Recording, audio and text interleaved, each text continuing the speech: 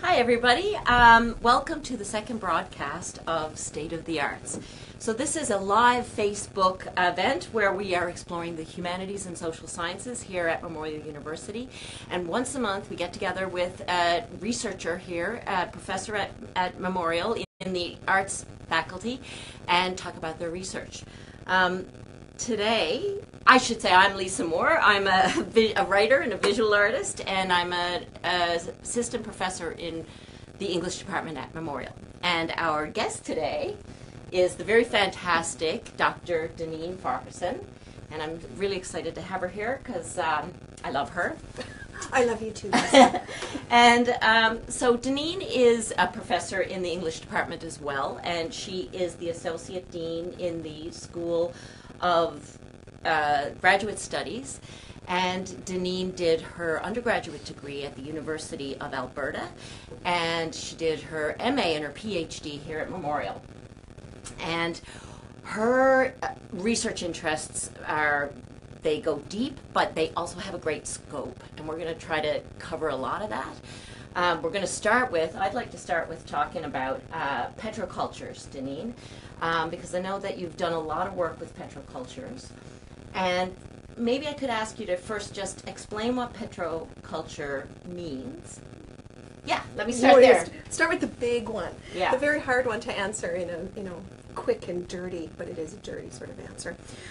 Okay, so petrocultures is a label, right, that describes certain types of research and certain types of interests, right? But for the most basic understanding is that petrocultures is a way of looking at cultural production, so arts, visual arts, writing, film, anything that we would broadly think of as cultural production, through the lens of what is a bit more of a current phrase, which is the energy humanities. So it's just, what it really comes down to is an understanding of and a constant working through of the idea and the reality that our entire lives, those of us who live in what we call the global north, but certainly here in Newfoundland and Labrador and in Canada, our entire lives are shaped and conditioned and dictated by our reliance on a certain energy form, which is fossil fuels, so oil and gas. So it's a perspective in some ways of doing the kinds of work that literary scholars have always done, which is to try and understand those cultural texts in a particular time or space or geographic place. But it's more than that. It's also all about raising the level of the conversation and raising the level of public debate and public understanding around that very, and I'll use your word, deep reliance on fossil fuels. And how's that for an answer? That's a good answer. That's a very good answer. So you were born in Alberta. Yeah. And you grew up there. You went to the University of Alberta, and you've been here in Newfoundland for 25 years. Yeah. So I want you to talk a little bit about the difference between, say, the culture around oil in Alberta and the petroculture here in Newfoundland. Do you see differences, similarities? Sure. And I can only speak really broadly and generally without going into the specifics, and sometimes the specifics are the most interesting parts. But, so yeah, I was born and raised in Alberta, in Calgary, is my hometown, and I come from an oil family. My grandfather and my mother were both petroleum geologists. My grandfather sat on some of the exploratory drilling rigs in northern Alberta and in Colombia and in Texas, and so my mom then went into that field too. So I grew up with, first of all, given my age and my own kind of schooling, my own demographic, I grew up as the only kid in my class whose mom worked, right? And she was a professional engineer and geologist. And so oil and drilling was always part of the conversation in the household. But growing up in Alberta also meant that, given how old I am, I lived through, and my family lived through, the last huge bust slump, which was the 80s. And so at that point in time, my mother lost her job because she worked for a small company, and, myself and a lot of the people we knew saw things like investments go, credit unions went under, and those kinds of things. So I came into maturity as an adult through the recession in the 80s. And then after I finished my undergraduate, I actually worked for an oil company for 2 years before I started my grad work. Wow, this is all news. I know. You didn't know this about No. me, did you? So I worked in the legal department of an oil company where I was working on agreements between largely the farming communities that were monitoring wells that were on their land and the oil companies that owned the various resources that came out of it. So that was sort of part A of my life, but none of that became relevant in the way that it is for me now until most recently in the last few years when I started becoming interested in, and then of course completely dedicated to, this idea of energy, humanities, and petrocultures. And that's largely because of my colleague Fiona Pollock. It was her that raised the question and started asking things that made me rethink that kind of personal history. So to get to the answer of your question, which you're probably thinking, when is she going to get to that? I am not. I'm completely fascinated by this, Danine. I had no idea you were so involved with the oil industry. Well, I mean, again, when I moved to Newfoundland to start my grad school career in that life, it was a sort of reinvention. And so going back to those early years and my family history in the oil patch, it has been a fairly recent phenomenon. So, but it's only because I started becoming interested in the offshore oil industry here in Newfoundland. So the differences, I think, to put a quick label on it, are ones of time. The oil industry and the petrochemical industry, or the oil and gas industry in Alberta, has been around longer than it has here in Newfoundland and Labrador. And so there's been more time for that province and the people in that work in that provincial economy to live it, in a particular way. Well, generationally. Absolutely, but also not understand it. So when I say that that's a part of my life that I didn't start thinking through until more recently, I think I'm a pretty typical Albertan, middle-class, growing up, urban kid and young adult who this was certainly what our parents did or what fueled our lives, but I didn't think about it the way I think about it now in terms of how much it absolutely, my life as I know it, and I like it because it's a comfortable one, depends on that. So in Alberta, I mean, the economy in Alberta has that boom and bust cycle for sure in ways that Newfoundland and Labrador has, but it has a very different resource history from Newfoundland and Labrador, because when we think of oil and gas here in our province, I don't think we can talk about it without talking about the cod moratorium and the historical fishery labor industry and that. But Alberta, it grew and it was established as a province pretty much on those oil fields. But the other difference is, I think, in terms of the economies of the two places, is that Alberta, because it's had an oil industry a lot longer, developed all of the petrochemical stuff that went, and manufacturing that went alongside it. So it sort of has a slightly more diverse resource economy, but it's still absolutely oil dependent. So a lot of like polyethylene and other plastics and petrochemical products are manufactured in Alberta. So they export. It's an export economy as much as it is an import economy. So those are two differences. And it's a matter of scale and it's a matter of time. The oil industry has been there longer than it has here in Newfoundland and Labrador. And is it true to say that in Alberta it was easier to get the oil, and now we are moving? Oh yeah, absolutely. There's no doubt. I mean, it's a bit more on the Texas model of someone would be digging in their field, and in the early days of the oil industry in Alberta, and it would just sort of rise up. But when we think of the tar sands in northern Alberta, we're talking about what's called unconventional oil. It's much more expensive. It's much more difficult. But as the price of oil went up since the 80s, right, that exploration and production of oil in the tar sands became more economically viable because you were getting more money once you started selling it. And so that project, and then of course the offshore, totally different engineering feats of human ingenuity there. But the offshore here is also, we're talking very incredibly difficult oil to get at, treacherous, dangerous situations. And so that's slight differences too. One's ultimately land-based, and here it's offshore. So you've talked about, I've heard you talk about, and read you writing about the invisibility of the production of oil. Can you talk about that? Because I don't know if people really think about that very much, which is the whole idea of being invisible, I guess. Well, this isn't my idea. This is something that a petroculture scholar named Hitchcock was the one who first articulated it quite beautifully. And he refers to it as a kind of paradox, in the sense that we don't see in our day-to-day lives, moving around the world, doing all the quotidian things we do on a day-to-day basis, the production of oil. Right? We don't. It's offshore. It's way north.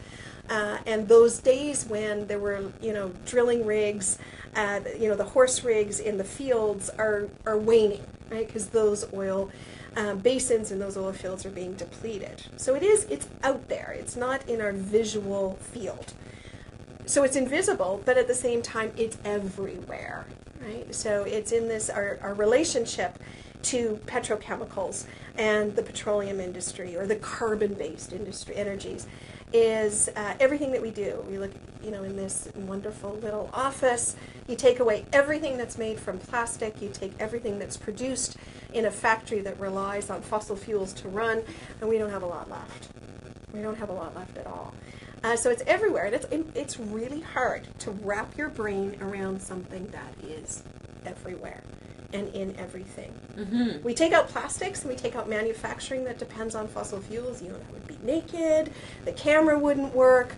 None of our cell phones would work, right? We wouldn't have cell phones, that kind of thing. Facebook Live would be impossible. So, okay, so this is a revelation about your family, and I'm so... You can't get past that, can you? Well, now I'm wondering how you went into Irish studies, how you became an Irish scholar. Do you really want to know? I really do. Oh, All right. This is like true confessions with Memorial faculty. When I was 14, interestingly, and you can put this in a short story somewhere, interestingly, probably around the time of the 80s recession, I snatched a book off my mom's bookshelf because I wanted something to read. And I fell totally, hopelessly, deeply, madly, passionately in love with an Irish rebel. His name was Connor Larkin. And oh my God, I was 14, right? He had the soul of a poet, heart of a rebel, the intelligence of a genius, and he falls in love with the perfect woman, and he has all the right ideas, and he dies tragically. And I was, whoa, I'm still not over that. Okay, so when was this set? Oh, it's in a novel. It's an interesting novel. It's sort of a guilty pleasure. It's called Trinity by Leon Uris. And it's very ideologically bound in the Irish Republican spirit and ideas. But it's set in he was smart, Uris, when he wrote this. He didn't set it in the period of the Irish Revolution, that we think of in the early 20th century. He does it a bit earlier, because he's not going to go into the Easter Rising or the War of Revolution. Excuse me. So it's set in the late 19th century, leading up to that period of revolution. And so that was when I was 14, and then the other, I think, trigger moment for Irish Lit is I took an Irish drama course in my 4th year in my undergrad, and I read the play Translations by Brian Friel. And that was the light bulb went off over my head, and I said, this is it. I couldn't articulate it at the time, but it was just that was the text that was my master's thesis. And why? Translations by Brian Friel is one of only 4 books that has ever made me cry. So it's because I was passionately involved in those characters. But the play itself, it's about colonialism, it's about settler politics, it's about oppression, it's about dispossession, but it's also about the ultimate frailty and longevity of the human spirit and certain cultural forms.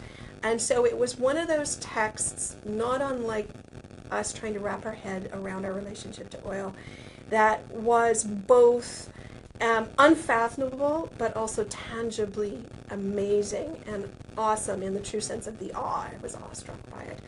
And it's beautifully written. And I saw a performance of it a couple of years after I first read it in that class. And yeah, it was a puddle. And I said, this, if I react this strongly to something that I also was studying in an academic setting, that was the combination of passion and intellectual interest that propelled me through my graduate career and even into my early career as an academic. So I know that you've written about a TV series in Ireland called LoveHate. Yeah. And it's a genre, crime genre TV series. When was it made? I think the first season started in 2013 or 2014. And I didn't watch it until 2014. It had already been broadcast in Ireland before I got it. It was controversial. It is controversial because it was incredibly violent. Mm-hmm. And in fact, well, you don't agree? No, in Ireland it was. Yes. Excuse me. So it's modeled on, it's a gangster. It's a gangster television show. It pays obvious homage to The Sopranos in terms of those gangland family narratives. But it was unusual for an Irish television show because it was definitely set in Dublin. It was post-Celtic tiger crash. And it showed a side of, shall we say, Dublin life and Dublin existence that wasn't exactly part of the makeup of the mainstream depiction of Irish society. I'm talking really broadly here. Because these were gangs, thugs, people who learn how to clean and load a Glock on the internet, right, and then go out and do what gangsters do. So is there the suggestion, or do you think it is the case, that gangs began with the crash? No. I know I haven't done extensive research in the origin of gangs, but actually there's so much smarter people than me have done this kind of work. But the existence of, I guess, what do you mean by gangs? That kind of, we're talking about groups of largely men who are disenfranchised or often outside of the mainstream in some way, who use violence and intimidation to get what they think or believe very deeply they want. And so, there's a lot of people who would characterize the IRA as a, quote, I'm using quotation marks, as a gang. So no, I don't think the post-crash, but there's not a question, or there's no doubt that post-Celtic tiger crash, the rise in people's awareness of the drug trade, illegal immigrant trade, was highlighted with certain very high-profile gangland killings in Dublin and the area. So the television show was reacting to news items of the time as well, and then elaborating it in an imaginative way, right, in a fictional way. Well, I understood that the TV series actually used real, quote, criminals, like people who had been involved in the drug trade or, had been in court for murder even, but vindicated, I think. But I guess what I'm really interested, what I'm going for here, Danine, is I know... Where are you going, Lisa? I'm going here. I know you've written about masculinity. I know you've written about the malleability or, how it can be used or reconfigured to create a national identity. And then you follow that idea right from the get-go, which is the 15th century. Yeah, in the Irish context. So I guess if I had to put a label on the type of literary scholarship that I've always done, it would be literary history. And so when I was doing my PhD thesis, which was on the rebel character, mostly the rebel gunman in novels and Irish film, so that was really the IRA type characters. I went all the way back to look at certain characteristics of these frequently young men who are bound up or join or are compelled to join these groups or associations, which then, we lost some lights, that's really interesting, which then we're also bound up in violence. So yeah, there are mythic Irish characters like Coolan and Finn McCool who lead bands of warriors, but it's all in the history of the outlaw, right? So it's more, and it's not just Irish literature that has this very strong history.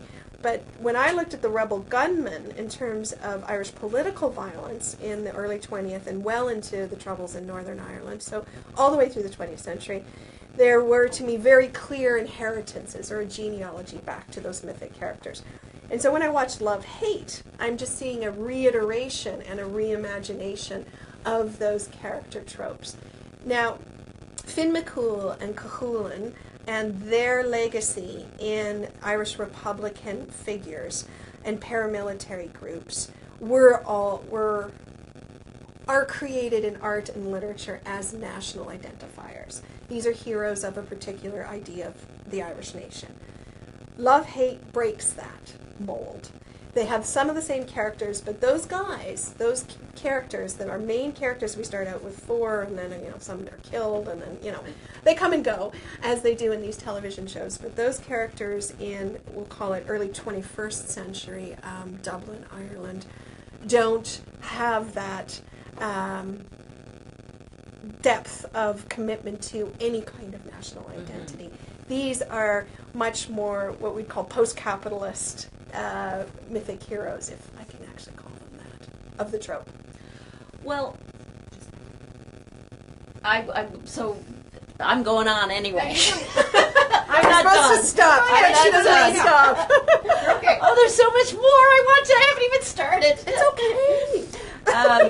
I wanted to talk about, the work you've done on violence, but also on silence. And you mentioned Hannah Arendt and Gilles Deleuze, right, and how they're saying that violence is like a rent in, Deleuze is the one who says that violence is something that cannot speak, right? Mm-hmm. So and unpacking anything that Deleuze writes is always tricky, because it has to be taken in the context. That's why I'm getting you to do it. But the way I read that, what he's talking about there, and Arendt, the Arendt that I'm referring to is her when she's responding to the Vietnam War, and the very deep and real field of fear of nuclear proliferation.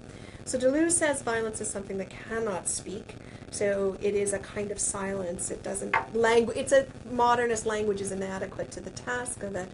And Arendt was more that it's unfathomable. But both of them, of course, tie violence to power. And so if there's a trajectory to my interest in my research, it's this relationship between power and violence. And the way I've come to understand violence myself, because it's really hard. There's lots of amazing work that talks about the tools of violence, the mechanisms of violence, the effect of violence, all incredibly important work, but there's comparatively less about what violence is. And so, like I have said to you in the past, I go back to the ancient Greeks for some help in thinking through these things, and so that's where I to Aeschylus's trilogy, the Oresteia. Apologies to the classicists if I mispronounce anything. But in the third play of that trilogy, of course, the gods, in particular Athena, has to come down to the world of men and women